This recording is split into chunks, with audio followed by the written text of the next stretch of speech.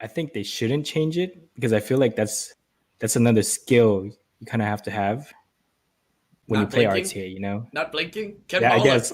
Or just being able to... Ken Baller's just so good at it, though. That's why. He's like, fuck if this. you pay attention to it, you could see it, you know?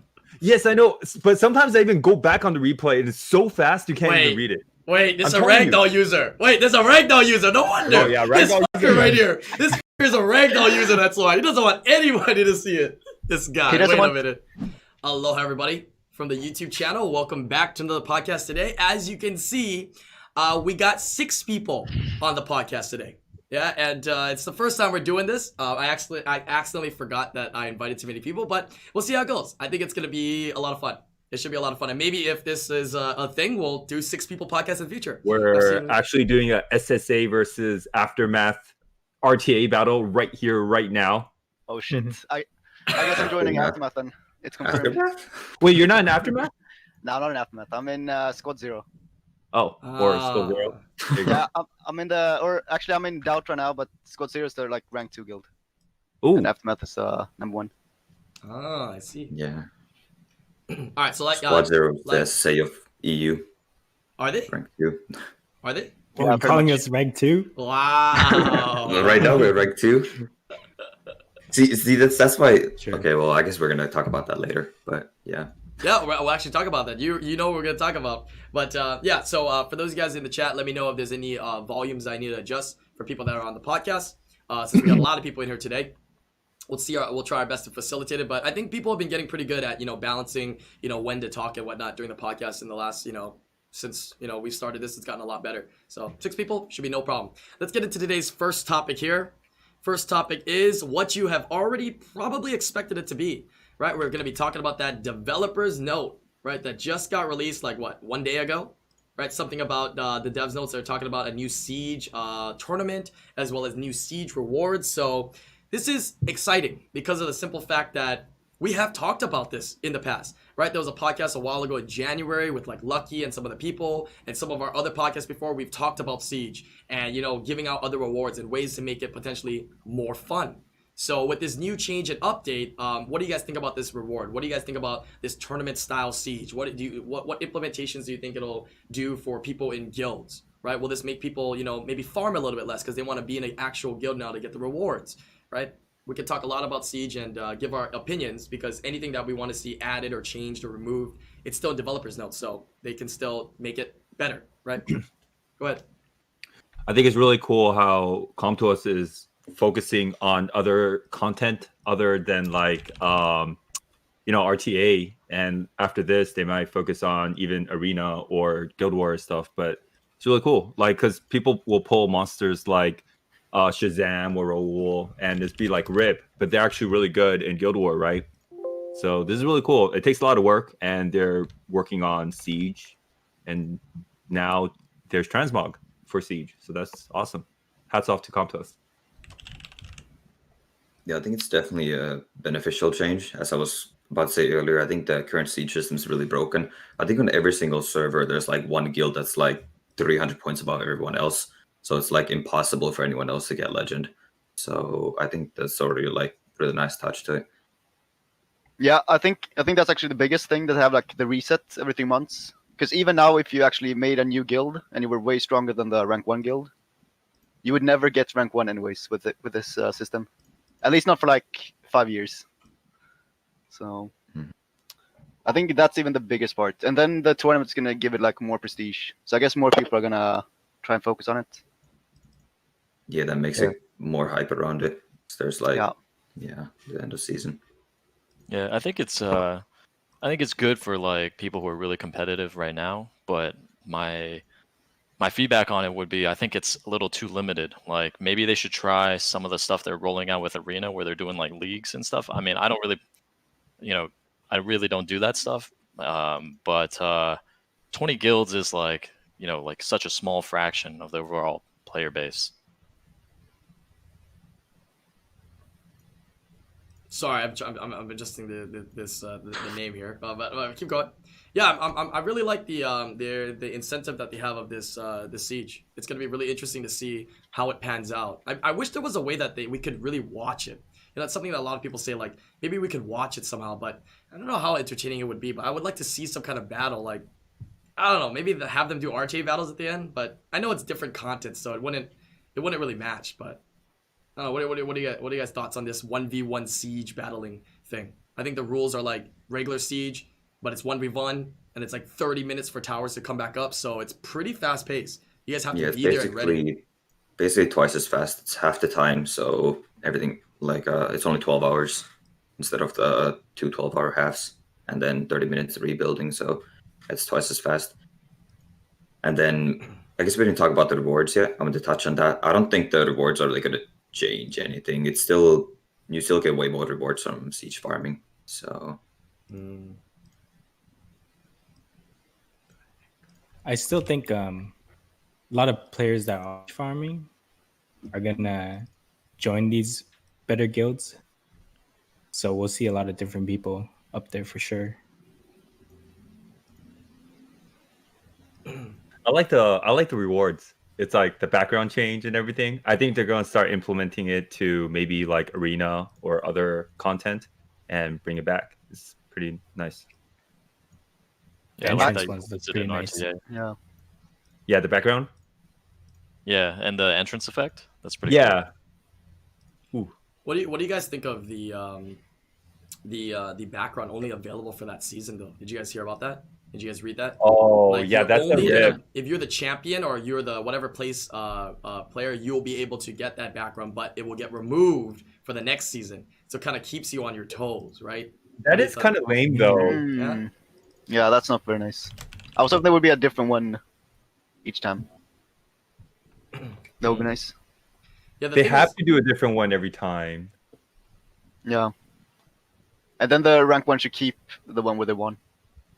That would Yeah. make more sense. The Yeah, thing that- is that I think I was thinking about it, and a lot of players were I guess some of what they're telling me is kind of true. They're like, oh, but these background rewards are only available for the top of the top players, even though it's a bigger range of people now, right? It's only available for the top to the top of the top. But I guess because you have to continue to compete and obtain that, to have it for a certain season, it doesn't feel as bad maybe for those lower players. They're like, they don't keep them anyways. So I mean, I have a chance to maybe get in a guild in the future and work towards that, right? Because I feel like as a free-to-play or even a casual spending player, there is a chance or opportunity that you can get into a decent guild, right? More so than G3 RTA, right? More feasible to get into a G3, siege guild, I would say, than that. It's also more feasible for you to get kicked out of a G3 guild too. So it's like True. it feels bad. Imagine you have it True. and then you get kicked out of the guild because now Yeah. the spots are so limited, right? I mean, just statistically speaking, yeah, it's a lot more likely because RTA, it's obviously every single server, 300 people, Guardian 3, even the top 20 is assuming you have 25 people per guild, right? Because that's what we need for Siege. That's 500 per server. So that's already like, what's that? 10 times more people. Right. But Look yeah, at all these RTA people don't know what to talk about when it comes to Siege. I'm I'm trying to give you guys a to be chance. honest, Topa does really good in Siege, and Ken Baller has the best Odin in our guild. Also, Silent has the best Clara in our guild. Dang, you're telling our secrets, man. Yeah, it doesn't matter. Hey, It's it's gonna- the best, but they don't know the speed. They don't know how much resistance. 100. what the hell? But yeah, so how about the rewards? I was talking to my chat as well, and I was kind of like, the rewards were interesting because now they're giving these entrance awards. It's a new type of reward, right? That means that we're probably going to get more backgrounds in like packs or backgrounds in other areas of the games to obtain. I think that's kind of cool, right? Aesthetics, right? They're probably going to sell like $100 legendary pack now, and I would say it's feasible. They give you exclusive background that you can use when you're in like Guild Wars and whatnot, right? Only you can see it, obviously. It's not for anybody else, right? But it's like a theme I saw. And the one thing that popped up in my mind was they took that from Teamfight Tactics, man. I don't know if you guys play TFT or whatnot, but in TFT, they have little backgrounds you can purchase, and it's only for your map, right? It doesn't affect anybody else. So I It think that's a doesn't good disappear idea. though. What's Oh, that? it does. The Dota one disappears after for 7 days if it's an event. Oh, yeah? Yeah. The auto chest one. Oh, I see. Yeah, there's Mhm. ones that you can purchase and you can obtain through the season. So I thought that was super cool. I don't mind them think it's selling it not- in packs. Yeah. I think it's kind of cool how now when people get blessing, if you want to be more RTA focused, you could be like, oh, between Chandra or a Sierra, you know, you might pick a Chandra, I guess, because you want to be RTA focused. Well, Sierra's pretty good. That's a bad example. You mean siege focus, like- right? Yeah. Huh? You're saying siege focus, right? They might want to. Yeah. It's kind of cool how people that want to focus on siege could focus on siege, because I know a lot of people, they just want to focus on siege. You know, it's their thing, their niche. Yeah, a lot of people really are not into RTA. I mean, not the whole population is in RTA. Some people just like arena. Some people just really like PvE. They just like to make fast or comps or weird comps. Some people are into making like different accounts that have like little. What is the word on it? There's a word on it. When you play a game and you just set certain rules on it that you're not supposed to do, like LD only accounts and whatnot. There's a certain word for it. Yeah. That they use for it. But having those challenges of only doing like LDs, Nuzlocke, kind of like a Nuzlocke, right? But like LD only challenges, people like that. Some people like Guild Wars, some people like Siege, right? So it's a lot of different type of people in the game, which I think is nice that they're revamping a lot of the content, right? I'd like to see them do something with Arena as well. But I mean, since they made this, you know, arena changes, but it's good that they're making a change in Siege, and now everybody can work towards getting that entrance aura thing. Pretty neat. Pretty damn neat. And now you get rewarded for trying in siege, so that's kind of cool. It makes people like me, Ken Baller, Topa, Silent, and maybe even Babo. I could speak for him. I don't know. More interested in doing siege as well. Because you don't want to be left out now, right? Everyone's gonna have the cool stuff. You don't want to be left out, right? That feeling of being left out. To be honest, I'm no offense, but like all Silent has to do is raise his little finger, and he's probably better than 90% of a lot of people. You know, his runes are so good. So who do you guys think is gonna be number one for global? Is it gonna be Mali, or who's? I don't know the state of the guilds in like global. 100%. Who 100%? else could it be? Well, now you have to think Could about be it. Right? us. No, because Could now be you have us, to think I about know. it. Everybody has their runes for siege. You don't no longer need it for RTA. So it could basically be, of course, who has the best strategy, who has the best units, but who has the best runes overall, right? Because everybody's got runes now for siege. You can put your best RTA runes over there. So it If Thompson tried in siege, he would have all the best defenses. Look.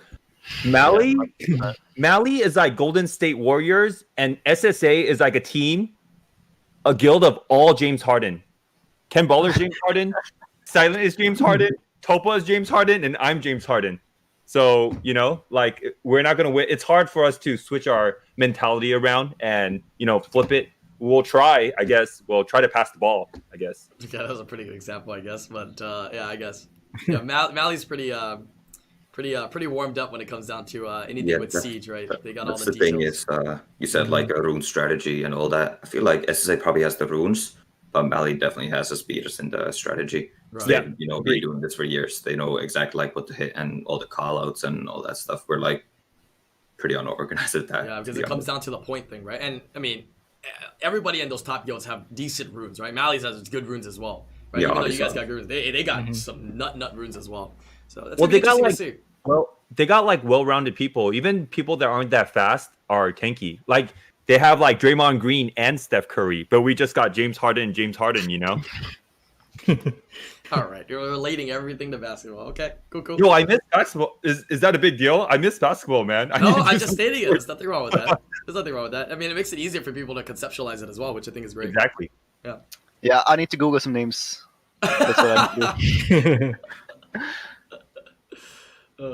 Okay. Any other thoughts on this new dev notes? Any other suggestions for it from you guys? From what you guys have seen so far? I don't even know if you guys read through it. You guys definitely Actually, didn't read Yeah, I it, did. huh? I did. Oh, you did? Read, You did? like, I read the 10 minutes before I came on here, so I knew what it was about. But I'm actually thinking about going back to Triad Siege with this. But I hope that the entrance effect is going to be for everywhere, like RTA as well. And I also hope that the backgrounds are going to be when they fight your defense too.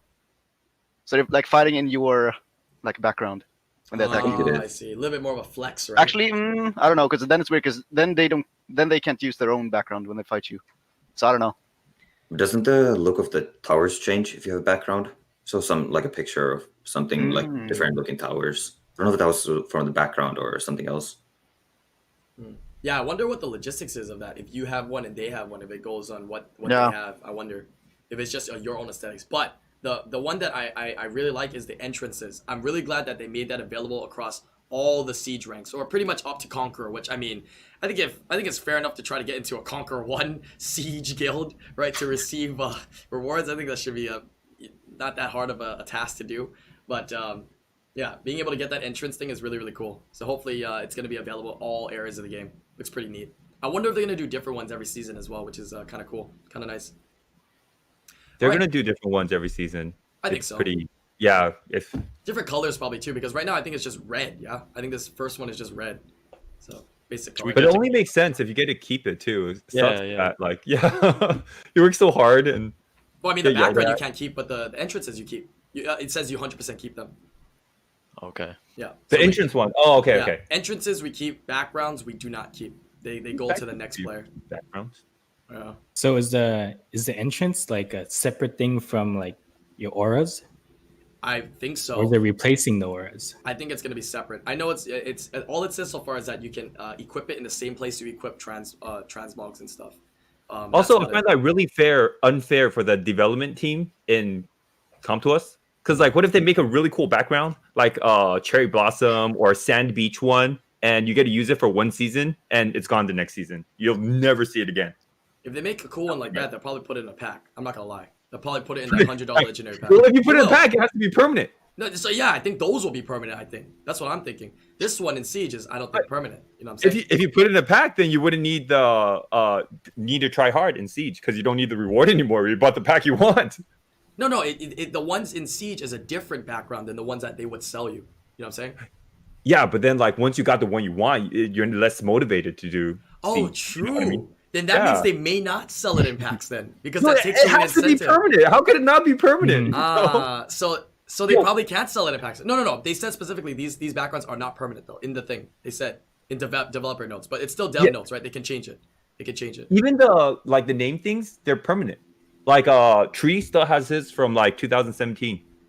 Oh, You know the in-game chat, the I thought little. the in-game chat thing was new from last year. Oh no, Oh, like the one you starting have? 2017, they already had it.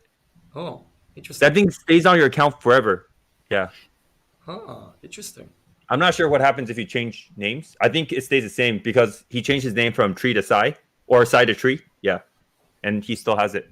Yeah, so I wonder if they're gonna change that and make it permanent, right? I hope they are do. there negative implications of making it permanent? I wonder why they didn't want to make it permanent to begin with, right? You would assume it would be They will permanent. hear this. You know, Yeah. they will hear this and they'll think about it. So Right. Okay. Any other words for this Siege of Belmont? Anything that you guys want to say? Somebody didn't get a chance.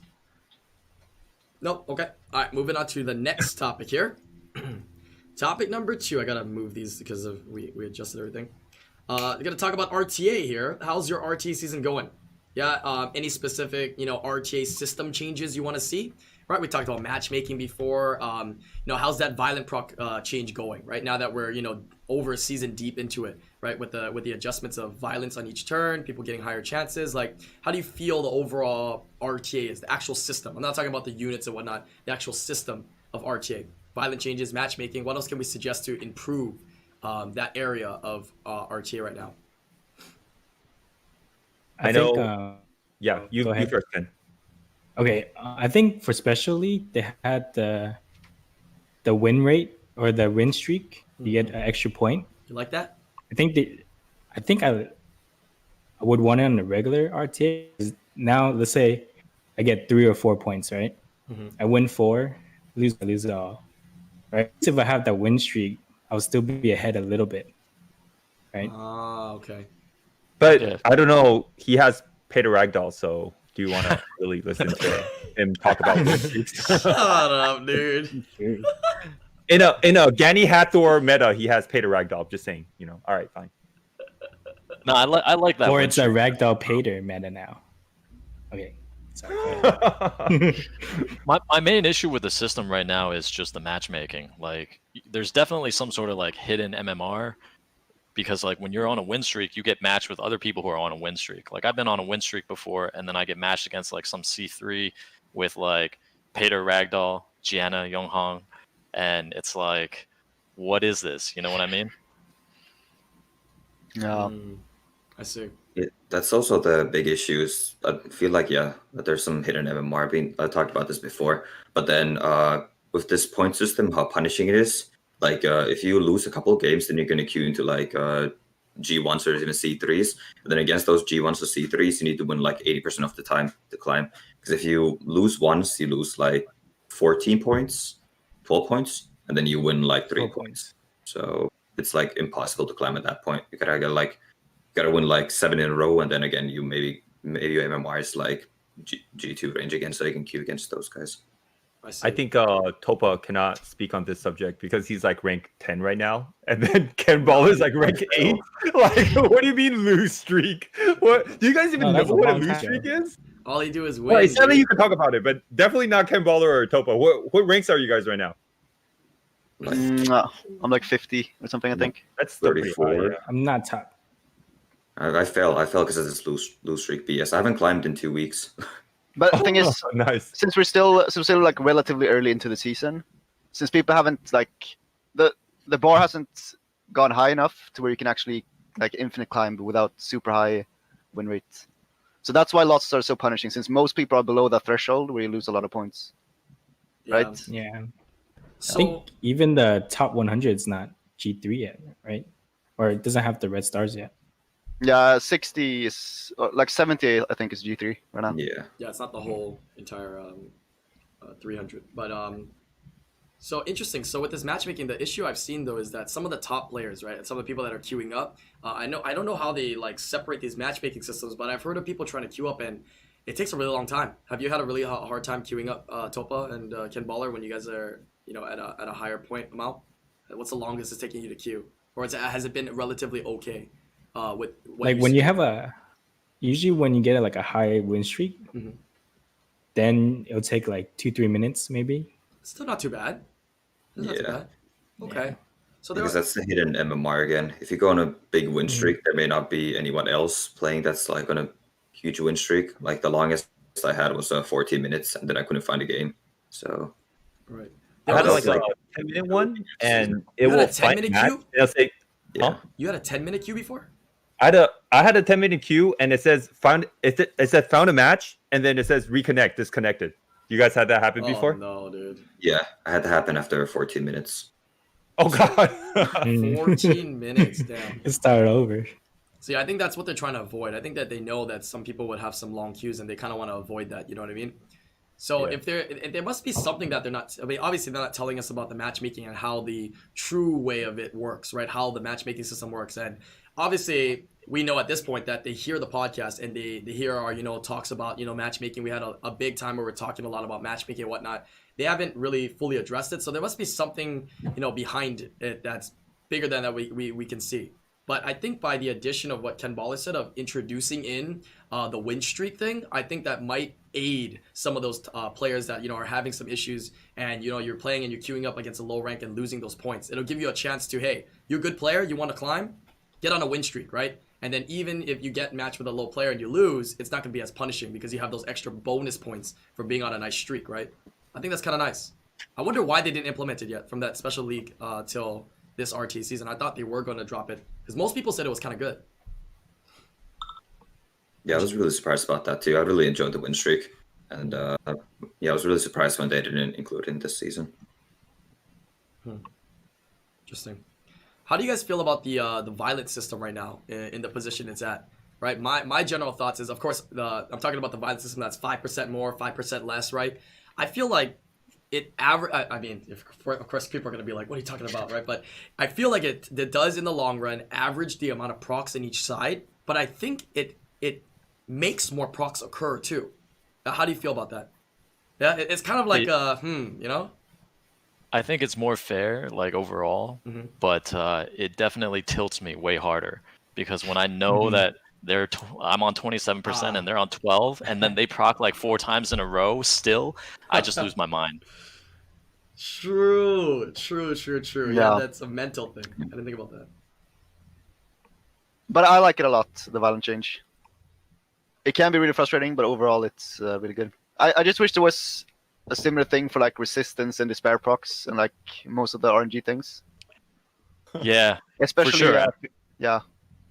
like base resistance when you have like full like Ganny lead and then you miss 5 things in a row against 15%. Yeah, I wanted to Yeah. bring that up actually, because like I wish they would give us better transparency about how the resist system works in RTA, because I feel like there's definitely a difference between RTA accuracy and resistance and like normal content and siege, Yeah. especially like Guild War content. Because in Mhm. Guild Wars we run like, you know, Thompson was saying, we run like high resist stuff and it works, but you know, you can run really high resist in RTA and everything still lands on you. Yeah. I think your sample size in RTA is a lot larger than the sample size that you'll see in like Guild Wars, and the amount of care and how much you focus on it is much more in RTA than it is in like Guild Wars and Guild Siege. That's what I think. But you And- can see it Yeah. through Siege by the number of wins you get too when you do put it on like 100 res.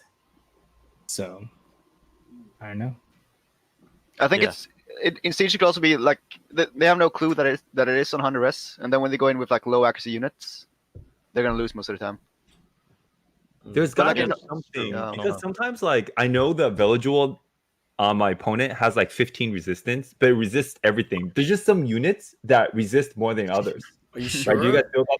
Because Oh, Velajuel, like, well, okay, then. so there's like different units that you categorize as this is never rune on resist. This is like Yeah. always rune on resist. Velajuel is in the Yeah. middle. Some people actually put the No. resist on it. 95 base speed, it has 100 resist. How do you fit off Not a 100, second? but it will have some. Some people put some in there, you know. I have put some on my Velajuel in the past. Yeah, when Oki was more predominant, you know, when you're trying to run Vela and they're always running the Oki, trying to cut them with the resist. I ran some resist on. But it's on like Vela never gonna before. move because it has like 95 base speed, and you're trying to fit 95 base speed with good speed and 100 resist. You're right? already I not don't- moving, so you're Crit taking damage. turn 2, right? The mentality is you're Okay, already not moving, I you're taking guess turn 2, I got right? outplayed. Right. Velajuel has 100%, 100% resist. I don't know about Got it. 100, but I'm just telling you, it's not 15, you know? So it's a little bit more, you know, leeway, you know what I'm saying? I mean, it gets to a point where I'm like, all right, I'm 100% positive that Velajuel or Violent Procs, I'm gonna put a bomb on the Velajuel. I'm like, oh, I'm always right. You guys have that happen? Just some units that are, it just feels like it has higher like resist The rate. important ones Yeah. Yeah. get the power. Yeah, the important ones. Yeah. So you remember But- those. The But yeah, important that's just selective memory, I guess. Because I also feel that way, like Annabelle and Velajuel and all those, all the Amelia. cleansers, they just Amelia. Yeah, you ever have those Fran. matches where you're just like, God damn, I swear to God, this whole guy has runes all resist on all his units. Even his Barbara, even his everything just has 100 resist, dude. Like, you just get that feeling, you know? You're just missing everything. One That's the thing worst. that I've said before, I think it would be nice if they could like at least try it. If they lower the accuracy cap to 75 instead of 85, and then lower base resistance like 10%. So if you don't run any resist at all, it's less likely that you're gonna luck out on the resists, but you actually get rewarded more for putting 100 resist. So maximum AC is 75, so then you have like 25% chance instead of just 15 against like a max AC Hathor, and that would probably change the meta as well.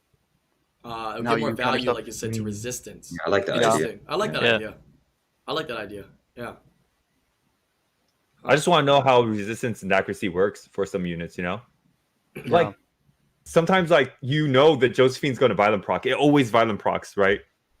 Yeah, but that's a bro science kind of thing, you know what I'm saying? Fine, Like, yeah, you're right. If everything we understand, which we talked about in the other podcast, if everything we understand about accuracy and resistance is as we said, then it's definitely bro science and what we view. But I know what you mean. I know what you mean, Thompson. I know what you mean. Like, some units just always proc. Some units just always, you know, resist. You know, it's pretty annoying. Also, is it just me or Come to us kind of like shadow nerfed Daphnis a little bit? He's been not doing much. How about you guys? Like, it's been missing a lot. I don't think I picked him in. Yeah, I haven't really. Probably picked him once, Oh, twice. smart. So You guys are season. smart people. How about you, Obabo and Topa? My dad has been missing more crits, but he still lands pretty often. He increased the crit rate and still misses more crits now. Like, I don't know what's happening. I think they shadow nerfed Daphnis, man. I wasn't Nobody using will go. Daphnis for like this whole season until last week, Okay. and so far I've used him like 7 times, I guess, this week. Uh-huh. And I think he's landed every single one. So I'm not Whoa. too. Yeah, maybe it was just like beginning of season. I don't know. Wow. Okay. Yeah, like Daphnis is a very RNG unit. You know by what? himself. It's like Okeanos, pretty Since much. we're throwing the I just bro need better science out runes. there, God. since we're throwing the bro science out there, do you guys feel like a certain amount of crit rate or a certain amount of accuracy lands more or less? Like maybe the system is glitched, so you got a certain amount, even though it's not more, it always just lands, right? Though you got like 69 crit rate or something, it always lands. Crit rate always lands. But 85, no land. 80 crit rate, no land, bro. It's like a weird number, you know? Like the system has a crit glitch. rate. Yeah, Yeah. exactly. That's why I run like sub 60 crit rate on my nukers. Oh no. Hey, at least Nah, you don't not set really, yourself but, up for disappointment, kinda. right? So you're always kind of set there. But I was actually using a fire monkey last couple of weeks on like 53 crit. Oh. But I benched him again. I thought he could be good if I gave him the runes, but it didn't really work out. Did you try him against some I had him poison at, stuff? Or what did you use? Yeah, against? like Hathor Oak and stuff, and I Mhm. had him plus 165, I think. Oh. But it didn't really work. How much attack did you have? Like, because he's supposed to do a lot of damage, right? But you missed Yeah, some it crits. did do a lot of damage, but I missed Oh. crit sometimes. Okay, well that's a crit issue. You just said you rooted Yeah. on 50 something crit. But it was so hard because I had like plus 15k HP, plus 1k attack, plus 1200 defense, plus 163 speed, I think. Yeah, then the crit rate was low. So, Did you put some res on him? He only had like 20 res. I didn't go for the res build because the units you want to counter with them usually have a lot of accuracy anyways. And we don't really see Ager and stuff that much anymore. So I guess resistance matters for most like Ciara or Vanessa. You need 50 though, right? On him. You don't need 50. Yeah, 50 Yeah, need you only 400. 50. Where's your But only innate if you actually resist care innates, about that bro? part. Where's your max resist innates? It's just a Yeah. couple of those and you're at 50. Okay, something else that I kind of want to talk about with this RTA system, not system, but RTA in general, right? Anything to do with RTA can bring it up. But I've talked about this a little bit in the past, so we brushed up on it, but we didn't get to talk about it a lot. But I would like to see more visual things in the game, right? Why, if you're gonna use a reset, can you not tell that the unit's reset? Why do I need to open up my goddamn eyes when I use a Samanth S2 to see who I reset? And I need to not blink for 1 second. Like, why is that a thing? Yeah. Right? Yeah, that is. Yeah. Why? You know what's really hard? The Why is that a Akia thing? one. Because Yeah. now more people are using Akia, it just comes out, you don't know who is reset, who is not. Right. Yeah. Right, like I understand maybe Gani and stuff like that, but maybe there needs to be some kind of visual cue, right? Katarina and Ragdoll, they glow. The skill glows when it's under 30, right? Or when it has invincibility. Can we implement something where we can kind of tell that the unit is reset, right? Or it was reset that one turn and it just lasts for one turn, just so you know that it was reset at the beginning or something like that, like a little star, a little something on it, so that we can kind of know. That would be really, really nice. Yeah. Go ahead. That would be very important because I actually had a very good example of that today. I was fighting a guy with like Ragdoll, Dan, and Josephine, and had my Akia, and I used my third skill, and then there's like ATB up everywhere from Diana and Ragdoll everywhere, so you can't like ever see who resets. And then it turned out that I didn't reset either Josephine or Diana, and that kind of screwed me over. That's the worst when they have ragdoll or like nemesis runes, and then it has Yeah. the increase attack bar or increase cooldown. Like which one? Did you say increase? Like wait, which one was it? Resist, part is when I'm- increase, a bunch of things just flying everywhere. I know. When I'm using Akia, sometimes I even have to check the replay. And when I'm checking the replay, I still can't read who got their cooldown reset. Like I rewatch the replay, I still can't read it. Oh crap! I blinked. And there's no nemesis or ragdoll either. I still can't see it. It's not even like that bad. I'm like, all right, I'm gonna rewatch the replay. See, those are things as well, right? Sometimes when there's animations or whatnot, or you blink, you can't see. Oh, he just lifesteal, right? Because you want the information, like, oh, he's on vampire, or oh, obviously Violet you can tell, but vampire, right? You can see the healing. That's the only way you know it's on vampire, right? So I would like those little cues. That'd be a lot easier. Or oh, you see the attack bar gain a little bit easier. So some way somehow more visual, so I know, oh, that's a nemesis then, right? I think that'd be pretty big. While we are on this subject, can I request for the numbers on the damage to be more like obvious? Because it's really hard for me to read the numbers too.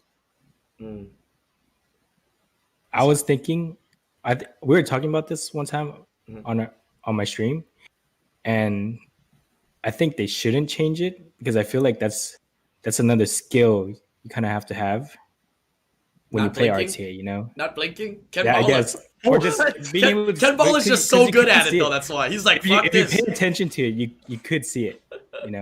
Yes, I know, but sometimes I even go back on the replay. It is so fast you can't even read it. Wait, this is a I'm telling ragdoll user. Wait, there's a ragdoll user. No wonder. Oh, yeah, this ragdoll fucker user, right man. here. This fucker's a ragdoll user. That's why he doesn't want anybody to see it. This guy. He doesn't Wait a want- minute. Ken doesn't want to see if they reset his Pater or not. Oh yeah, true. No, that might be true though, like the skill. But I mean, I think skill memorizing like, skill cooldowns, memorizing like, other things is important. But being able to, visually see it so you get that information is big. So my suggestion, I just thought about right now. What if we do like skill resets, right? It makes like a little arrow below that unit for maybe another second or 2 seconds. So you get the indicator that, hey, that got reset. I know now, right? And then I have to remember it though. I have to remember it, but like a bigger indicator than just that, that hit and then it just says increase cooldown. You have to look really carefully. Just a slight indication. And then after that, I can remember that, hey, that was reset. And it's my job to remember it was 1 turn reset or not reset, right? Because you're right. It is a skill. It is a skill. Go ahead, Sal. Do you guys play on iPad or phone? Phone. I'll play on phone. iPad. I swapped to iPad like just randomly one time, and it's a lot better. So maybe try that. I mean, I play on the phone too, so I also don't like it, but having a big. I mean, screen Thompson plays on the TV. Have you seen his? Oh my God! Not even. His No, pad? it's really hard to see it. It is. It is. Yeah, don't you have the custom iPad with your name on it? Yeah, I do, but yeah, iPad doesn't matter. It's just really hard to read. I'm telling you, it's too fast. Yeah. See, the problem with the iPad though, Silent, like going from a phone, like a phone device to an iPad, is that when you rage and you throw it at the wall, it makes a bigger dent in the wall. The hole is a little bit bigger with the iPad than the phone. You didn't think about that, did you? That's You true. didn't think about that, huh? See, I think about that stuff. I got you, bro. Just be careful. You know what I'm saying? Silent just broke a new phone. He did Oh it no, again. dude. Oh no, dude. There it is. Yeah, sad life. All right, any other changes you guys want to see in RTA? Like general quality of life changes? I mean, these are things that we can suggest, right? It makes it cleaner, makes it smoother, right? Obviously makes it more enjoyable. I like how they've been doing a lot more quality of life things in the game, right? The UI changes recently and stuff. Still getting used to it though, but it's nice. It's fresh.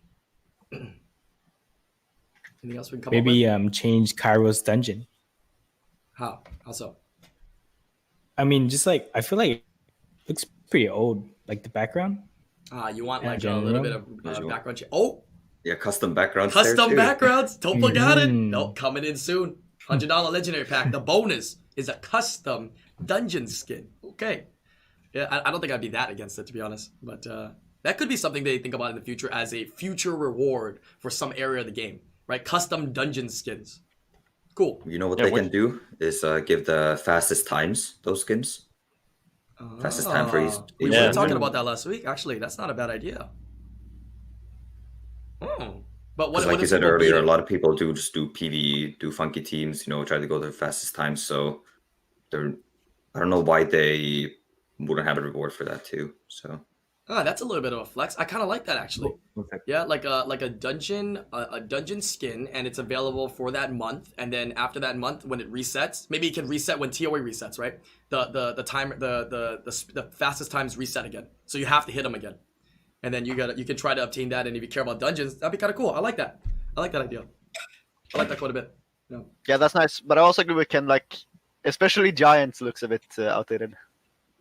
Yeah, we're looking at it all day, Yeah. Why the? I mean, hell? Dragons doesn't look nearly as bad, I don't think. Who the Neko is fuck fine. looks at the dungeon runs, man? I don't even. I'm doing too much other stuff to be looking at the dungeon runs. What you guys looking at? You guys watch the dungeon I mean, runs? still, I think it would be nice for like newer players True. if it looks Well, more like pretty. sometimes when you have the transmog compared to the Giants, it's really bad. Yeah. Yeah, because the transmog look all nice, like the Lauren transmog, the spaceman one, and you have the wings and all that other cool stuff. True. What else could we change? Maybe you could have custom things to change the side towers. You know what I mean? They could be different things instead of crystals, right? Could change those. I don't know. I mean, there's a bunch of aesthetical things that they can do that would be interesting for players to obtain. I like that. I really like that that idea actually.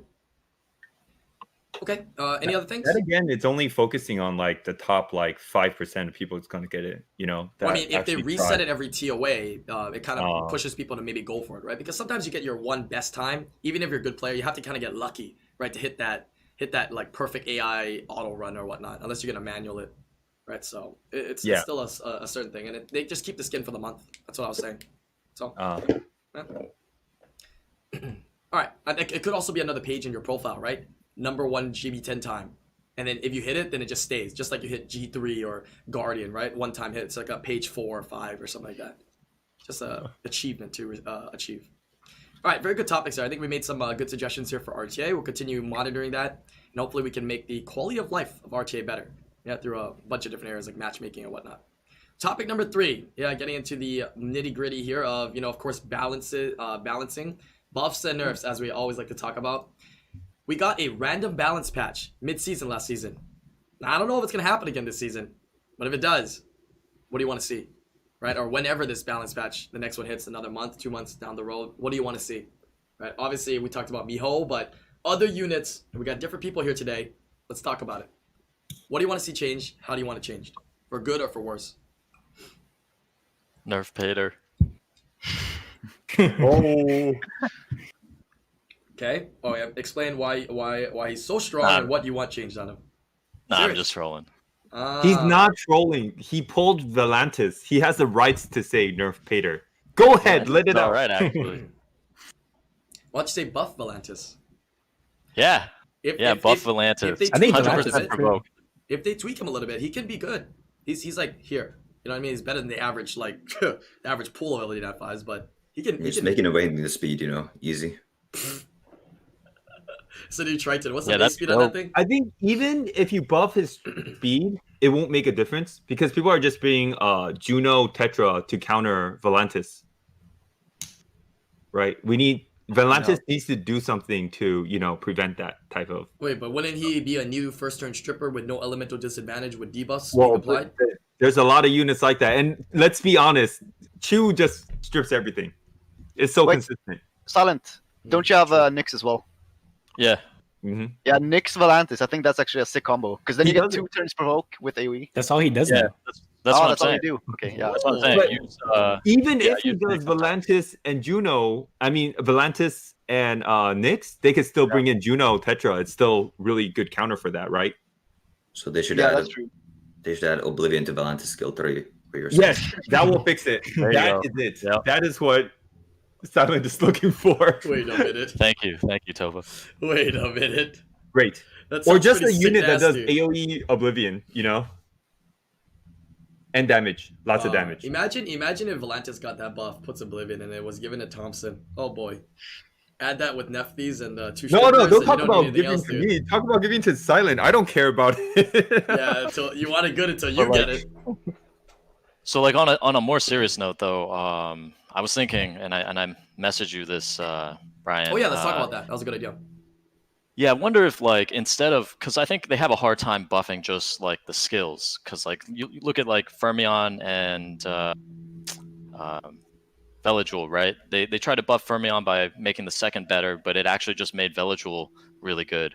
So I think like you're kind of limited to a certain extent, like how much you can really do with just the skills. So I was thinking like, what if they added something like a tribal effect to the LDs, and it's LD Nat5 only, and it applies to like a certain group of monsters, and that allows them to like select like maybe a group of underutilized monsters and give that a certain incentive to use that LD and then use it in combination with like those monsters. So I mean, just like purely as an example, like give Gragan a tribal effect that buffs all cannon girls by 20 speed.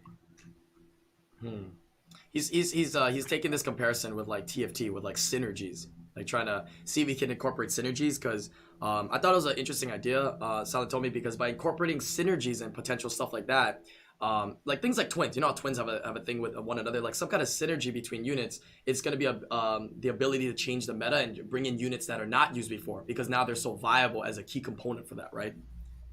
So could be. I don't know, man. Should I say it or do you guys want to say it? What are you gonna say?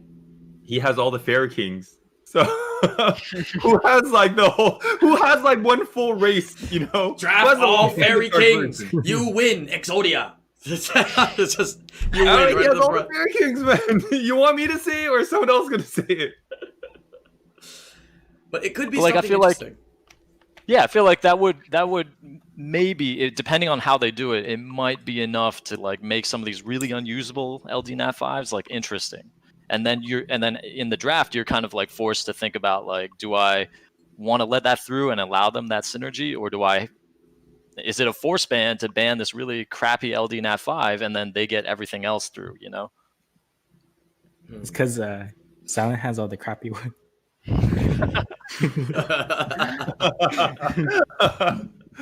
Yeah, any of the bad ones, and give any of the bad ones synergies. I have them all. Yeah, but legit, there's like ones that are worse than the ones that I have. You know, like some of the ones I have are still usable. Right. The Bay, explain. Yeah, so give the Bay like plus 50 speed to everybody on the team. All right, we're throwing the idea out the window now. You had me, but now I'm throwing it out the window. Next. Manananan, explain. Give the entire team plus 50% stats. Wow. Isn't just like a leader skill then? If there's like, yeah, the whole team. I have an easier way they can program it. They can just have it where you queue into a match and it just says you won. That'd be an easier way to implement this buff.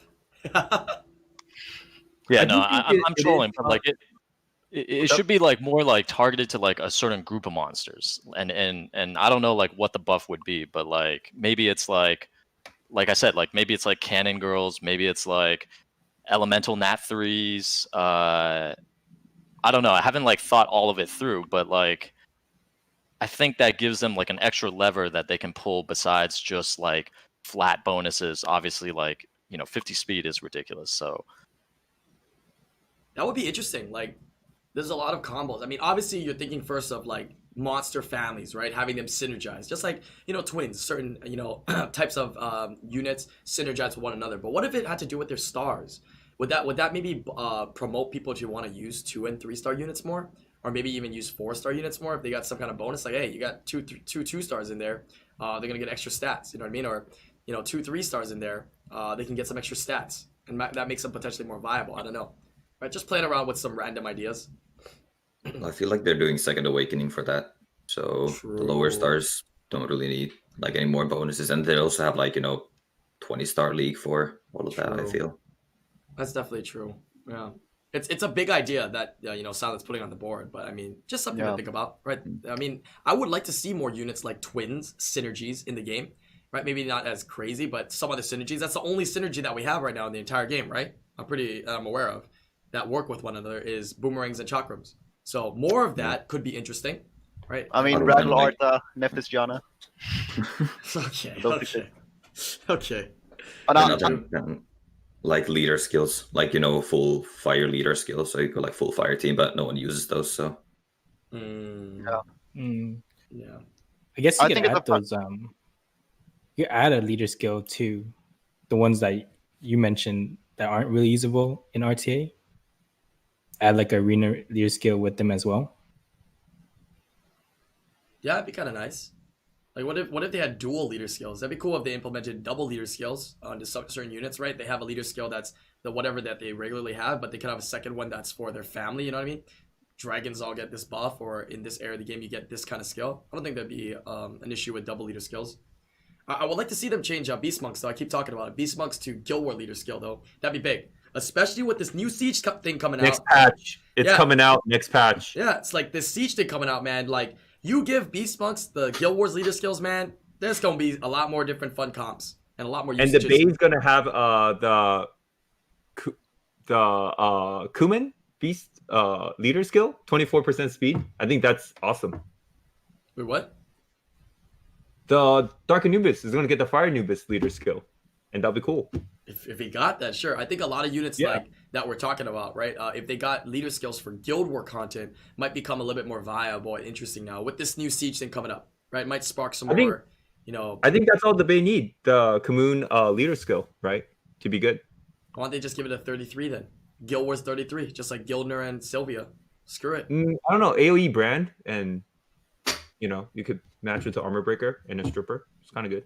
Yeah, 33% Guild War. I mean, Silent probably doesn't really want that, but I mean, it's gonna be better than nothing, right? 33% leader skill. That's all. Guild Wars. That's why. That's the only reason why Sylvia is good, right? No, Sylvia is really good because of her passive. Wait a minute. Well, And imagine her without the leader skill. She's very good already without the leader skill. Fine. Yeah, if they give her another leader skill, she'd still be really good. The reason she's good is because she reduces the cooldowns like crazy, dude. You proc twice, that's 2 cooldown reductions on your units. That's nuts. But you need to move. You know, you need to move. Yeah, base stats are not terrible. But yeah, I don't see it in like high level RTA, but I've seen some people use it. But yeah, I'm talking about guild. Oh, definitely in guild then. It's good. That's what I'm talking about. I'm talking about Guild War. Yeah. Right. What are you saying about? Now we're all Guild War tryhards now, you know? We need to focus on Guild War. Right. Everybody here's League of Legends pros. Yep. Sylvia. If Sylvia had like 24 lead overall, like global, then she would be like top tier in RTA as well. Yes, absolutely. Absolutely. I think Because she's like It still kind of really good. What's up? Yeah, I was just gonna say because she has a really unique passive with a strip, and like speed lead would be. I mean, honestly, they could like units that are very niche. They could give them like differing leader skills, or like double. Because it feels bad if like a unit is totally like limited to siege and don't even care about siege. Like Sylvia, 33 Guild Wars lead. She could have like a 24 arena lead as well. If Sylvia has arena 24 lead, it'll just be way too busted. Like imagine Hathor, Verd, and Sylvia. Oh my god, what the heck? Who's gonna move? I want to see forever? it. Yeah, Hathor users. She lowers cooldowns too, right? Yeah. Yeah. That's why Hathor users like, ha, you take my Gaddy? Ha ha ha ha. Still have Sylvia, baby. Oh. Toxic, Yeah, dude. Yeah, imagine stripping and then they going with you, and then after that you violate and you go again. You hit the same target, bro. You can actually just kill it potentially, depending on what you have that you're bringing with. It's kind of nuts. All right. Any other units that you want to see buff? This is pretty much the buff and nerf discussion that we have.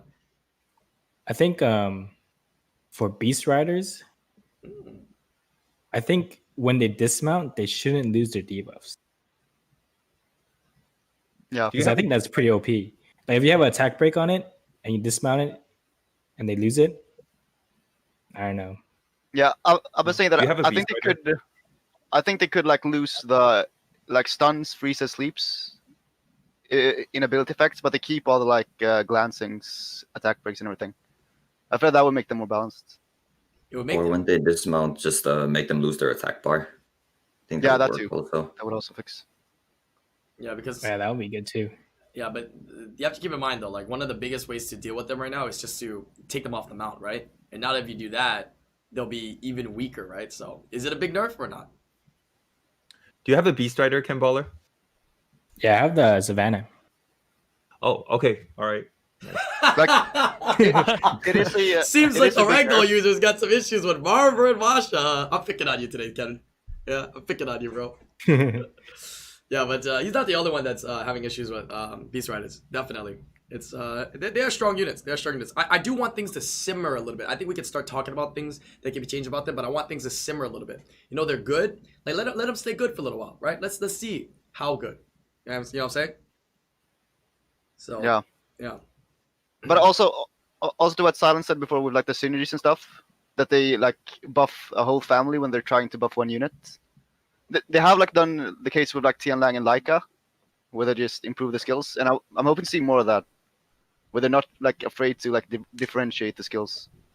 Yeah, I like that too, because Or- basically a lot of units have the like a really bad stat awakening, like resistance on Savannah. I mean, obviously Savannah doesn't need a buff, but like attack type units that awakens like resistance, just take away the resistance awakening, and then that allows you to like change the skills on the awakening, so you can differentiate from the other ones in their family. I see. All right, so this is also kind of a nerf that we discussed recently, but I want to keep bringing it up because we just started talking about it. I think it's really good. Being able to violent proc out of inabilities that are 2 turns, right? And this would also inadvertently, indirectly actually nerf Hathor at the same time that people have been always wanting nerfed and whatnot. Just being able to proc out of a 2-turn sleep or a 2-turn stun or a 2-turn freeze. Do you think that is would be good or not? I think being able But that to will proc still out give them 5%, right? If What? you proc out of your sleep. Yeah, so we'll give them the 5%, but at least you can proc, because right now if you have a 2-turn sleep, you can't proc out, right? Yeah. You're stuck in there for that first turn, but now you can proc out and it will just put you at your turn. You're 0 attack bar, but it is your turn now if you procced out, right? And that would make it a little bit more viable across the board. And that's a nerf as well to Hathor at the same time. What are your thoughts? I don't know. I think Hathor is the problem, not the game mechanics. So yeah. Yeah, I think that breaks sleep as an effect. Right, but I mean, it will whatchamacallit, break sleep, but it will break Hathor without actually having to nerf her directly. Because I think we all can agree that there's no really real way. We've tried so many times to nerf Hathor without making the unit die, right? But what about like, so isn't part of the problem with like units like Hathor the fact that they don't do damage, so there's no glancing check? Right. Yes. So like, That what, third what skill, if they right? just, yeah, what if they just put like a forced, like, or they just remove that from the game, like put a glancing check on everything? So like if they're ready in sleep, sometimes you don't want to use it in case you wake them up instead of sleeping them, right? Yeah, but Yeah. I think Silent's saying how third skill could hit them instead of not hitting them. Yeah. Well, like you know how like it does no damage, so there's no glancing check, so that's why it's so powerful. You can like you're consistently sleeping fire everything. Yes. And that's the same for like Ganny. You know the AT bar reset. Yeah, there's a whole bunch of units that do that. So what if they just got rid of that as a loophole in this whole system and just applied a glancing check to every skill? I think that would be kind of bad though, because that changes the whole mechanic, right, of the game. Because now anything that it's supposed to be that anything that does damage has to go through that glancing check.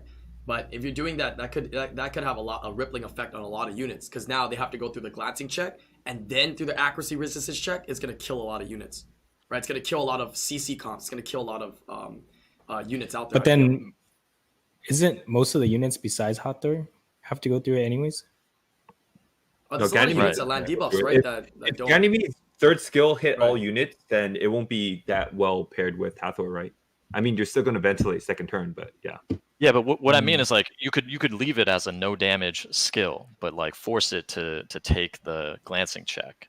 So, I mean, if the whole point is to reduce the effectiveness of some of these like really strong CC combos, then maybe that's a way where you can lessen the effect of it without destroying the unit. I mean, she's still gonna AOE sleep. I don't think you would use Hathor anymore at that case, because now you're going through two checks. If you've ever already missed a sleep with Hathor and how you feel by using Hathor, now it's going to be double checks, right? You're going through I glancing and really you're going don't through think resistance. anyone's going to mind that we stop using Hathor, you know? I really don't. But it's any other units of that synergy. It's not just Hathor, right? Like Ganny, any other units that will put a debuff without touching. Astrubel, anything else that does debuffs without touching any future units, right? It's going to kill that. I get And I that. think- I still think Hathor is like just way too OP right now. Just so good. Right, a Galleon as well. Galleon gets destroyed. There's so many units that become, a lot less consistent just with another check. Right, they're already known to be decently inconsistent. So And thing is, I'm not sure because like I like elemental N5s being stronger more so than like LDs being like overly strong. But that might just be me. right, But yeah, but I think also if you do like the where you change the 2-turn stun mechanic or sleep, I feel like that would nerf a lot of other units like more what? so than like Isaria. I don't feel like Isaria needs to be nerfed. But how bad I is mean, it though? I- How bad is it though to be able to violent out? You still have to violent out, and after you violent out, it's not like it's your turn yet. It's zero attack bar. It's not your turn yet, right? No, it's pretty big. It's pretty big. Still. Yeah, and like it would nerf Elusia as well. I don't feel like Elusia needs a nerf. Stuff like that. But I think like Lucia we talked about was definitely one of the more stronger 3-stars out there. Right, she's very strong. So Yeah, very strong. and like personally, I don't think that is wrong that a 3-star is at that level. I like it Okay. because she's accessible to everyone. And thing is, like Hathor, I've said it before.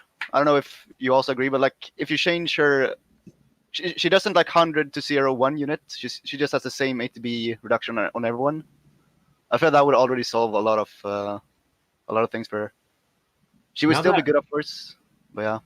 Now that Obabo's been saying that, I've kind of been leaning towards Obabo's point of view more. Because, like, I've always been really big on saying nerf Miho. But Miho's kind of cool. I mean, like, if you're playing on a C3 account and they have a Miho, you kind of pick Miho every game and you win. I don't know. It's kind of nice. And, like, I always wanted Leona. and Miho kind of like it's not a Leona, but it's probably better Yeah. than a Leona, you know. Can't tell if being serious or stupid. No, really, I'm being serious. I like Really? I like Interesting. 3 stars being powerful and stuff, you know. Interesting. Okay. Yeah. Okay. Yeah, Like but everyone like, gets their own free Leona. I mean, that's cool is why that? we talk about it, right? People change their opinions and what they think about units as we talk about Yeah. these from week to week. I still think it's a busted unit. yeah, like That's- Mio is a weird one for me because I think it's nice that she exists to like counter the 100 crit rate units, but then she also like most of the time it doesn't even work when you bring like what's supposed to counter her. Like if you bring like low crit rate and you still crit, then you get punished so hard. It's pretty rough. Like it's the same thing with Ragdoll. Since you can't like control your crit rate to 0 ever, there's always going to be that like unfair aspect of those units. It could be low and it's still decent, but I Yeah. kind of like it now. I mean, That's I why I've think, I been think suggesting like reducing base crit rate. Because base crit rate is now 15. What if you just make base crit rate 0 and then increase crit rolls from? Because right now crit rolls are 4 to 6. What if you just make those 6 to 8? That's too big of a change, right? Because you already have runes from before. Like Yeah, I guess that would be Everyone's gonna kind have of a cool. bubble the crit rate, dude. bubble crit rate is already like 49%. Yeah. If you're gonna drop it another 2%, it's over, man. No, but your rolls would be No, your then, rolls like would- all your of your rolls would be 6 rolls would be compensated. 8. Yeah, but then so, you'll need to play like another 2 years to get those type of rolls, you know? no. Your rolls Yeah. would automatically shift if you're gonna change. Yeah, it, they right? would have So- to change the crit Oh, rolls. right. But then how do you That's like a do that? whole I guess server that's shift, an yeah, issue. I guess. Oh, Right. yeah. a big change, but an interesting thought. Definitely an Yeah. interesting thought. But like I have a list here with some things for like balance patch and see. I think Jaeger should get adjusted a bit. Okay, we've talked But about it since the whole time. numbers- Anything different? yeah, Let's, we- what should be we've already adjusted? talked We're about on the same boat. None of us have Jaeger, so we're But good. yeah, like I think it would just be fair to put it from like 250% free attack that has right now to like 150, 150. Yes. and he's done. Wasn't it I 150 think that's before? fine. I don't think so. Isn't it 5 stacks right now for 50% per stack? Yeah, it is. So it's gonna be 5 5 stacks, stacks so a for lot less 30% stacks. per stack. Then is all it's gonna adjust to. Okay. Takes a 'Cause, lot like, more right root quality now- to make them good, yeah. I guess. So And I think he will still be like top tier with that, but like just right now, it's probably the most overtuned unit. I would say. Like Jaeger's not the best unit there is, but it's the most overtuned. I mean, I guess with Jaeger- Beast Riders and stuff as well. Jaeger is not the problem. It's also the team they bring in with Jaeger. Like the whole, you can't expect the game to not have healers or revivers or cleansers, you know. And Jaegers usually come with a full team of like, you know, revivers and cleansers and stuff. And you're like, oh my god, you know. Like, Yeah, like the thing is, Jaeger has so much raw damage that you don't need any setup for him to deal damage. Yeah. You don't need to care about invincibility, defense buff, anything. So you just build like a protect the Jaeger comp, and he just yes, one-shots protect everything. Jaeger. And the worst part about it is like you try to play around it and you hit the Jaeger and it slowly chips you away as well. It's like, oh, Yeah. it's very frustrating. And like I think Tyrannus should also get like instead of 3 turn defense buff, it should be 2. I feel that Yeah, would I be agree. a very good nerf. I don't think Tyrannus needs a nerf, but I mean, it wouldn't be like the biggest nerf. He would still be really good against the stuff that he's good against. But right now, his skill 3 does so much. It's pretty nuts. Skill 2 Especially does since a he lot got. too. Yeah. And then that's the thing. If you make it like 2 turn defense buff, then it only gets 1 empowered skill 2. And Tyrannus, Bell only gets 1. Tyrannus compared to Pater, you know, Pater. Come on, man! Like Pater, like cleanses, immunity, heals. hey, we damage, don't everything, man. compare. Don't compare, man. It's okay. Hey, don't compare. You pick a unit, you say what's Fine. good and what's bad about it, and then you talk about Tyrannus the next is one, fine. right? Okay. You I think he's fine, Tyrannus. sure. I know it's hard. Like Tyrannus and Pater's kits, both are strong, I guess. But I'm not sure which one I would say is like stronger. Yeah, they're kit-wise. completely different units. Yeah. Yeah, you're So right. one's a Yeah, DC yeah. counter, and then Tyrannus is complete garbage against CC. So Yeah. Yes, CC and Lawrence and segments and stuff like that. But But the thing is, I think Tyrannus is like a cool design since he has a revive and self-revive in the same kit. And I don't think like removing 1 turn defense buff from that would like change what he hard counters or not. They would like make him less oppressive, like overall. Hmm. I think it would be nice. I don't think Oh. the defense buff ever tilts people. It's like the AoE provoke that tilts people. Sometimes like the Tyrannus changes into beast form and like AoE provokes everybody. You're like, whoa, how did that happen? That's when it's GG. And then he gets stacks. And he gets stacked. Defense. And he gets stacked. I just Yeah. hate how I feel like he does so much. Do you feel like he does so much? It's like, I does a lot of think damage. he's okay. Gives sustain to, I mean, not the sustain, but the defense buff to the team. Revives. I gotta kill him twice. He stuns. He crits fire. God damn this Like goddamn unit. In a Gani Hathor meta with like lots of Laurens and Okis going around, I don't know. I think like Topa said it, Hathor, Oki, there's a lot of counters for the Tyrannus control. Yeah, but I also think Hathor should get nerfed. So I guess they could come agree. in Oh my conjunction. god, So. please nerf Hathor. God, Yeah. like, who likes just brawl it out, just fight it out, right? Okay, What if so you just you nerf, guys are down for Sleep the and end of long Hathor then. game. Like, let's just gut it and put Hathor on the side. She's done. Her era's done. Is that like more long? Is that what you guys I would want? like that. Yeah, Yeah? I actually would.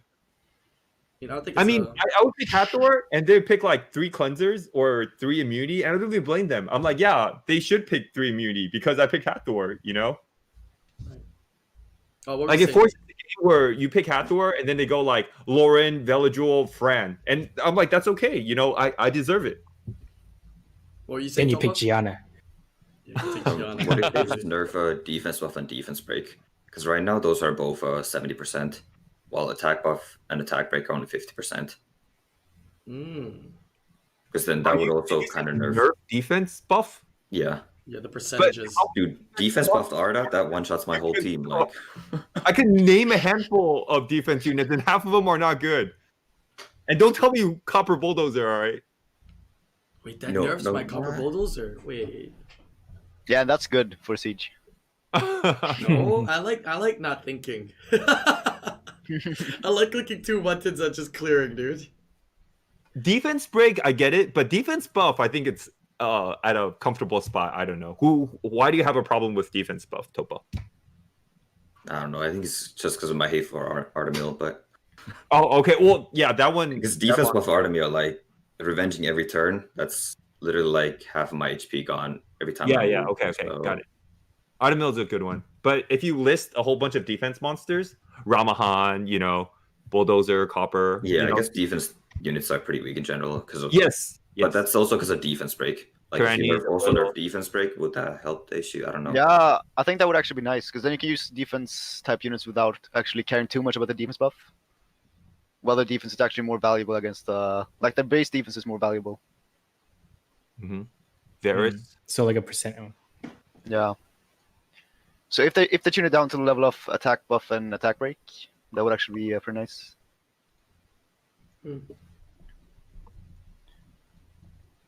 That's my issue because I think not a lot of defense monsters are good enough for that nerf. They are when they have high resistance. I mean, Fengon feels good.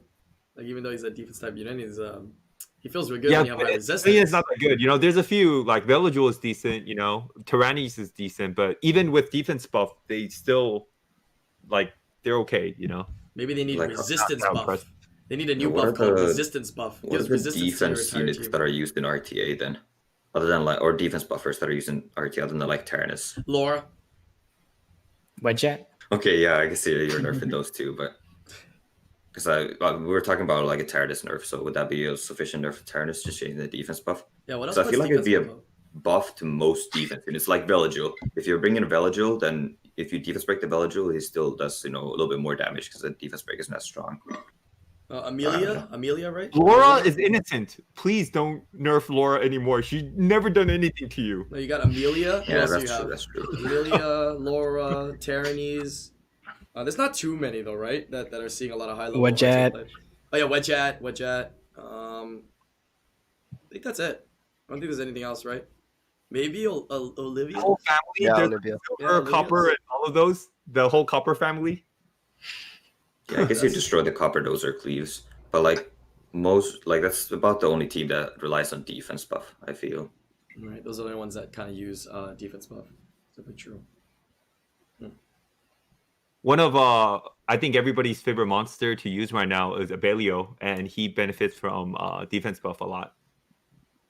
Yeah, I think he's still Yeah. underrated. A lot of people still think he sucks balls. But I think Abelio would be better if they actually change if they nerf defense break and nerf defense buff. Abelio would be better from that change, I feel.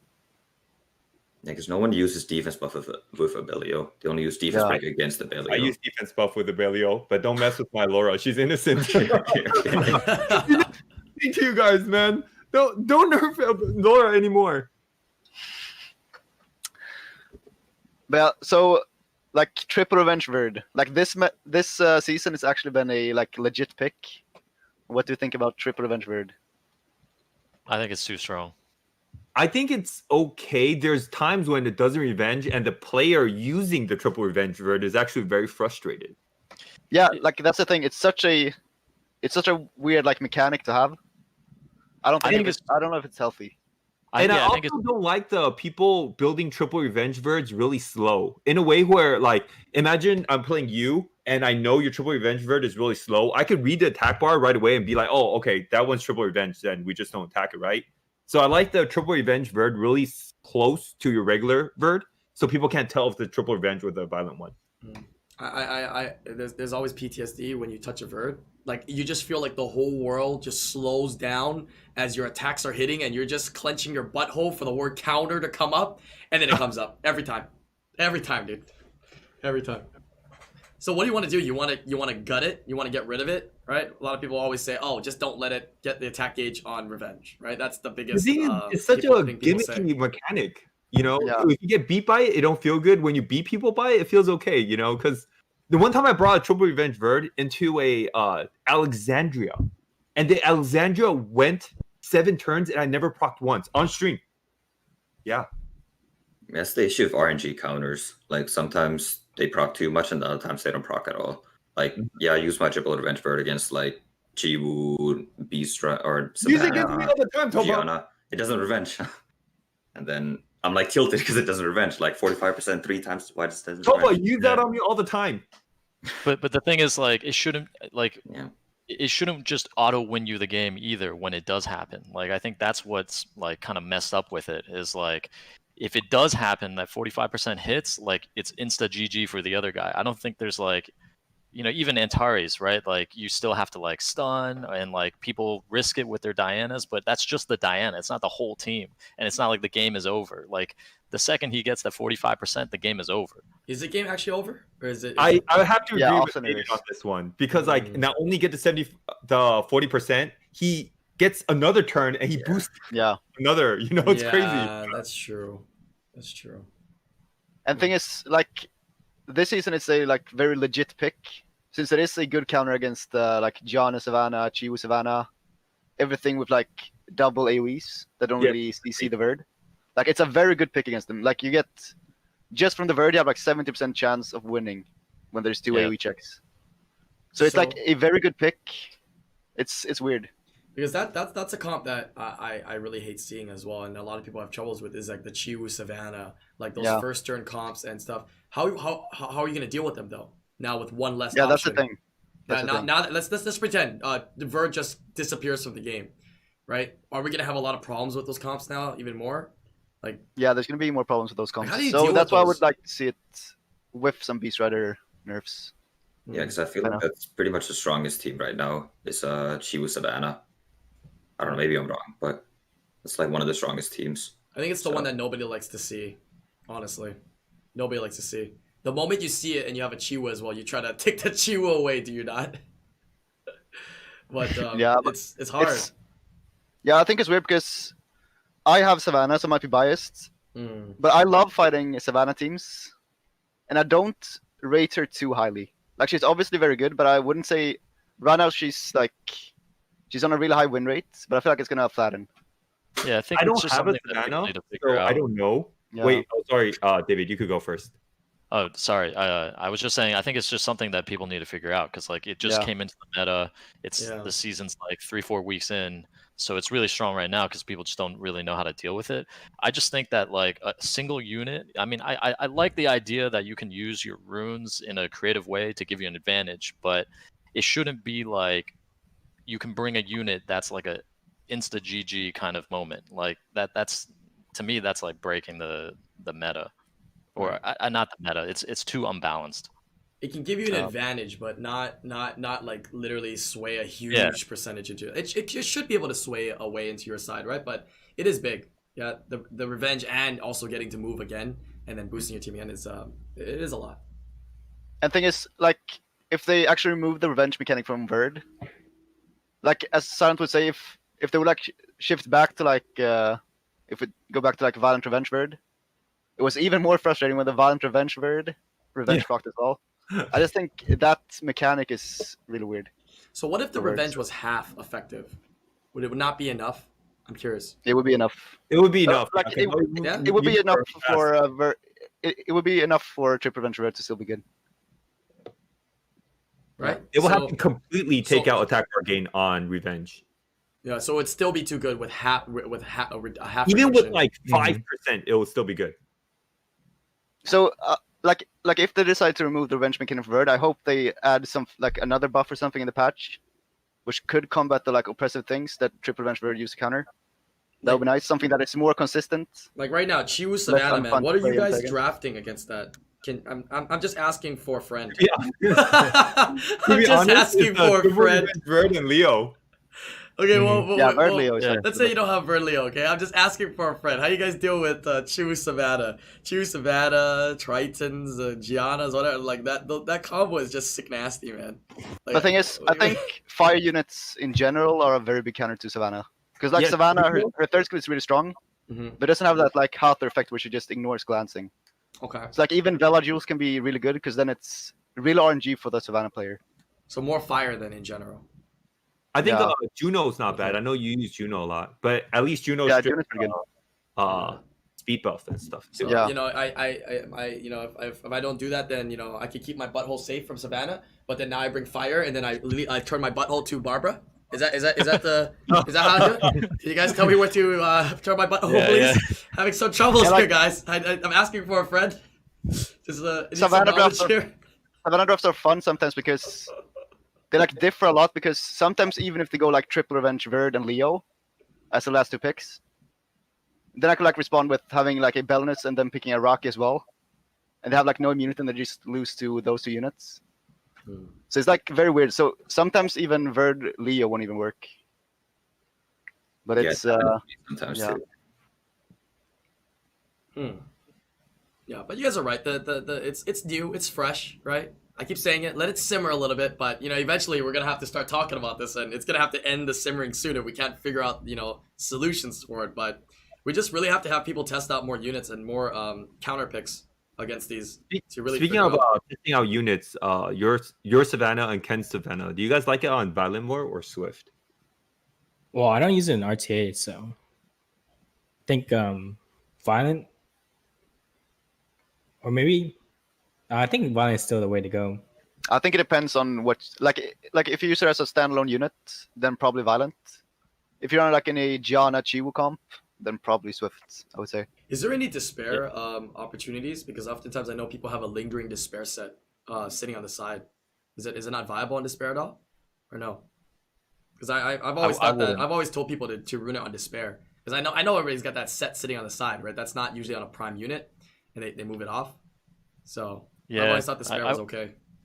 I don't like despair when you're speed cleaving someone like that because if they bring Josephine, then now you run the risk of triggering the Josephine before you like reset it if you have a Ganny or yeah, something. True. yeah. That's true. Let's say you all despair units. Like Josephine single-handedly like just nerf despair set so hard. That's true. That's true. That's maybe that's why there's a lingering despair set on the side for most accounts. But I think Despair can be somewhat viable on her. I know Baryon has been running Despair Savannah. I didn't try it myself yet. Everybody take notes. Barion's running on despair, baby. Just pick that goddamn Josephine. You got a chance, baby. We got a chance, baby. And like I was fighting a like that Japanese cleaver guy that's been he used to be really high rank a couple seasons ago with Wunsa, and he ran like Wunsa Sierra Syra solution, and then he had Despair Syras and Despair Sierra. So he just like stunned up my Hathor and stuff, and it was I like Despair Sierra. I want to try it. yeah, Despair Sierra could be Ooh, do interesting. Spirit Gianna, dude. Yeah, What? I do think Sierra fits that role better though. Wait, than, if you actually Gianna. despair Gianna, does the stun come after the strip? Does it actually go through the check after the strip? It does, right? I think Japanese people played around with Despair. Actually, Despair Diana doesn't matter in that case, because if you strip the buff, then they're always stunned. So it doesn't matter if you stun before the strip or not, because that's the thing with Gianna. Ah, so it's just for your extra set. But I mean, if you got it on a nice vial set, why change things? You know what I'm saying? You know what I'm saying? Because that's the thing with Gianna. She just has one rest check for 2 things. That's funny. Whenever I play with Topa, he's always trying to exploit my slow Gianna. It's so funny. And then you're fast Charlotte. Yeah, I actually remember that fight. Fast Charlotte. I was just trying out Charlotte. Yeah, stupid stuff. Yeah, Charlotte outfit the Gianna. Because I didn't have any will. So I got that rune, that set on Charlotte was on Hathor. I just like move around just to play with different units, you know. That's cool. Yeah. Have you guys been seeing more people going on that? I mean, I just saw it more recently, but people starting to ruin their Sierras more on like revenge. You guys see that? Yep. Yeah, I think that has always been like a thing. Has that always really been? I feel like it's been a little bit hotter now, but you have to be able to meet like certain stat thresholds. I've been told, in order to kind of run it. It's got to be like a pretty insane speed on Revenge Sierra is not bad. I know a few of my guildies, especially some guildies in here too as well, runs Revenge Sierra. But then like it's a little susceptible to the Ganymedes in Hathor that you're going to be playing against a lot. You know. Yeah, and I think also like Revenge, it's also a lot about what you're planning to pair with. Like if you have a complete first turn team, then your will is not going to mean that much for Sierra. Right. It's stuff like that too. Also, it's not really the end of the world if you get reset on a Sierra, right? Especially if you're revenging, especially if you're turn cycling. It's technically not really the end of the world. You're gonna be getting those bombs up pretty effectively. The heartbreak part is people read that your Sierra is not on will, and Sierra is not like Vanessa, right? So then they could sleep your Sierra and then kill off another unit first, and then go for your Sierra later on. That happens very often because they instantly know it's a revenge Sierra, right? It's not well. Yeah. Yeah, I guess the difference with like Revenge is that you have to have it on crit rates, of course. Yes. And I guess you have to have pretty good tank stats, because otherwise you're not going to get value from having the Revenge set. Yeah. Right. Any other interesting units, being used more? I think, in the last couple of seasons, more people started doing like Nemesis Trianas, and then like, is it more common now, at least just to me, that every time you see a Triana on Will, you're like, that thing's 100 res? Or is that always been a thing for like a long time already now? I feel more pertinent now, no? Or what? Yeah, it's more common now. Like every time you see Triana Will since Daphnis is pretty much always 100 res. 100 res now for the bait, and I think that thing's pretty successful. Yeah, because like Daphnis, if he wants to have a decent chance of landing on a like Triana that's 100 res with Will, he needs to be at least over like 70 accuracy for it to even break 50-50. And most people hover at like what, like 30, 40? That's where most people hover, right? For the accuracy. Yeah, I would say 40 accuracy most people have on Daphnis. Yeah. So it's been they're like never gonna land.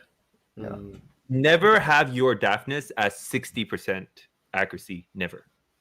Yeah, pretty much never. Because I have mine at 60% accuracy, is tested and proven. It lands 1 out of 5 times. Done on stream, done off stream, confirmed. What are you landing on, dude? What are you going against? 100 res units? Just stuff that I bringing it against, like Fran and stuff. You know what else? Crazy.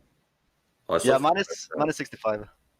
I feel like Resist Fran is becoming more popular though. What's that? Resist Fran, like Swift slot. Yeah. Fran. Oh. Yeah, thanks. I've seen quite a few of those. Oh. That's what I run right now as well.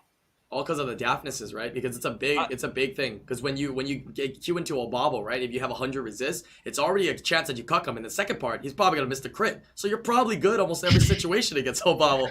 Yeah. The thing with high res Fran is also against Chivus. A lot of Chivus are max accuracy Fran in here. I have it. No one. I have ran max accuracy Fran. And let me tell you accuracy something. Fran? What the fuck does that mean? 100? No. I mean max resist. Okay, Who I was like, 100 max accuracy Fran? Fran? What the fuck, man? You're talking like 3 seasons ago when you could stutter some shit? Yeah. Who runs a max resist Fran in here? Yeah, I do. You do? Okay, Yeah. I do as well as you. And the problem with max resist Fran is later on in the match, her HP drops really fast because it's really hard to fit in all the stats. So I actually don't recommend max resist Fran to a lot. Is yours on violent or swift? Mine's is on violent though. Yeah, I think that's the issue. Because if you go Swift and you're using her in a nuke team, where she like Yeah. buff for your Daphnis, or stuff like that. If you go Vio, you're going for the long game. So I think then you don't go resist. And like my favorite thing with resist Fran is whenever you're fighting a Diana, which usually just cocks the Fran, she pretty much always misses her 4 strips. That is true. That is Yeah. very true. Yes. I've tried that. So that's nice. But yeah, the Swift Fran with resistance too kind of falls off, right? Pretty hard. It's hard. Yeah, to it fix does. Late that. game, you gain more value from having, because usually you give up attack for the extra resistance. And in that case, wouldn't you just rather run like a Bastet where it boosts your attack bar and it awakens to resist, so you don't have to put that much resist on her? I actually prefer a Fran in that case, as long as Because you of have the like 10% lead? the 10% lead and you gain the immunity. So I that's see. like, yeah. So if you have the like speedy nuke sets to follow up on it, I think it's a bit better. I mean, it's hard to have like 3 more other units to follow up after it, right? Yeah, it's pretty hard. Yeah. Ken's been using Wind Demon. Yeah, the Wind Demon is tell pretty us about fun. Wind Demon. I like him. Well, I've been using him a lot with Molong Icarus. Just so, and because of Tyrannus, you know, so they can't revive.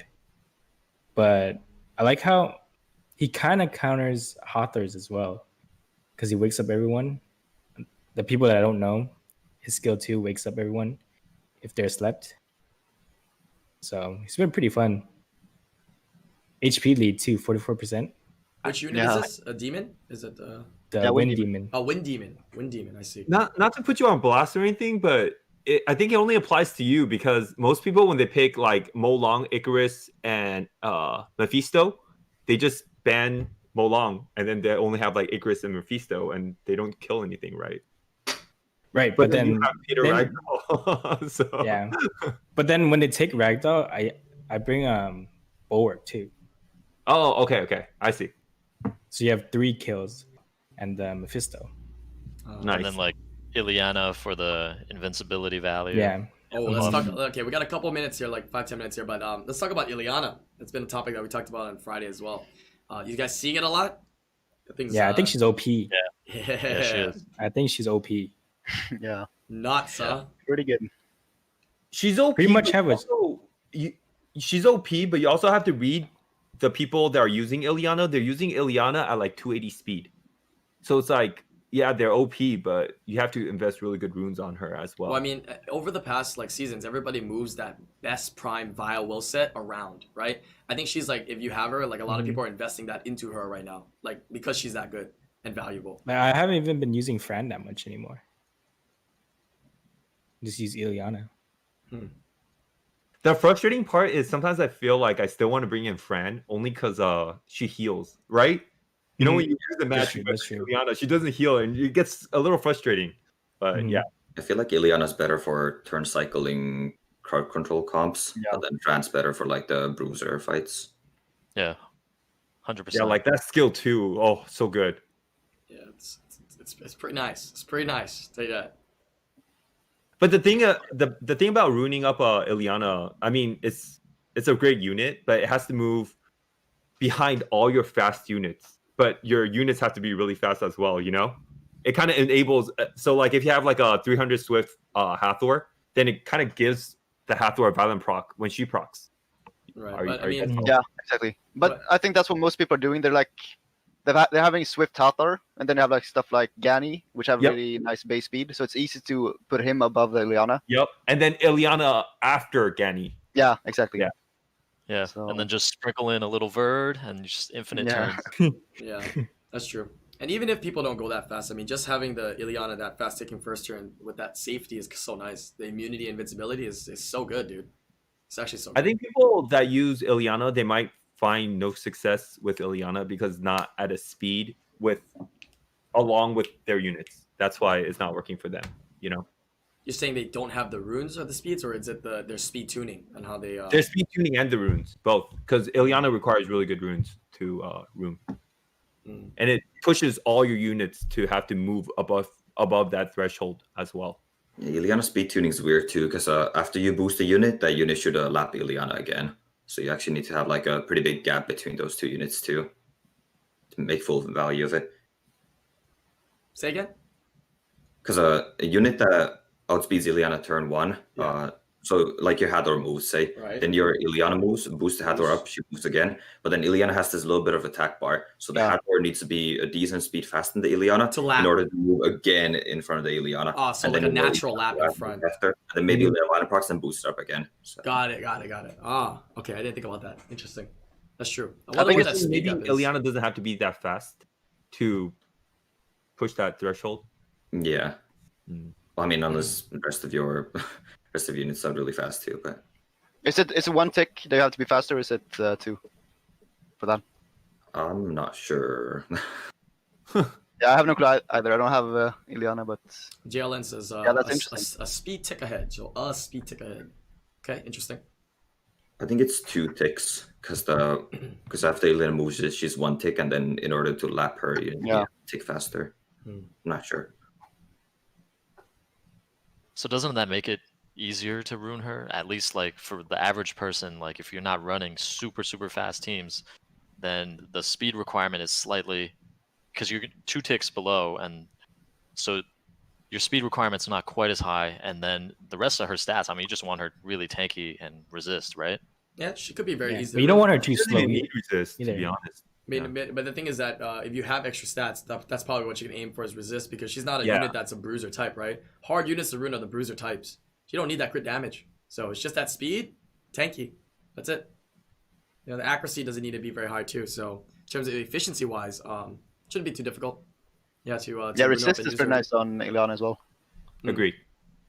Yeah, definitely should be a secondary stat to try to get on her. True. All right, any last topics you guys want to bring up? You guys were itching to say, talk about here before we finish off. No? Okay. We went over some really good topics today.